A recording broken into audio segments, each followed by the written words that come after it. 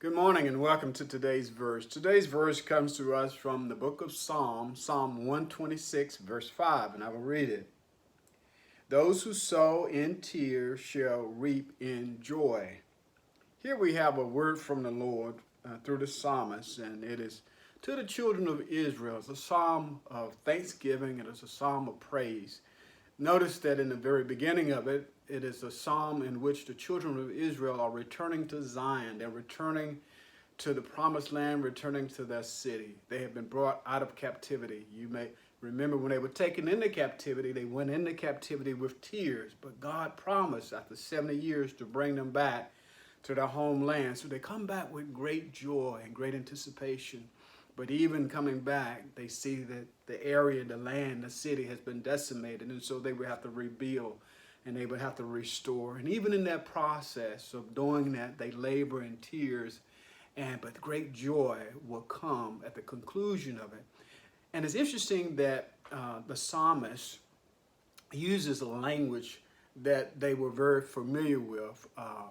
Because they were in an agrarian society. They were a farming type of community in which they had to sustain themselves based upon the seed that they would plant. I mean, they didn't have a Harris Teeter or a food line that they would go to and get their groceries. So they had to depend on the land. They had to depend on the seed. And from year to year, they would hold back the precious seed, the rare seed, to plant from year to year. Remember when they had the famine and Jacob sent his sons down into Egypt to buy seed.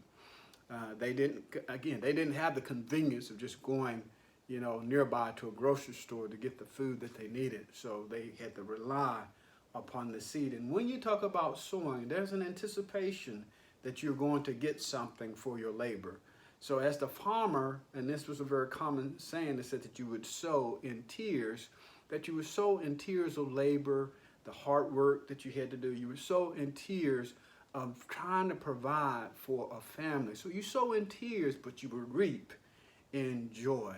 I praise God for this word today. And maybe you didn't grow up on a farm, so you can't really identify with sowing and reaping. But just know this, what you put in, whatever you put into anything, you can anticipate something in return. And when God is in the midst of it, you can anticipate something that's really good that'll bring you great, great joy. To God be the glory for the great things he has done. I pray that you would meditate upon this verse, that it would be a word of encouragement to you today, and that you would have a wonderful day. It looks like it's going to be a beautiful day.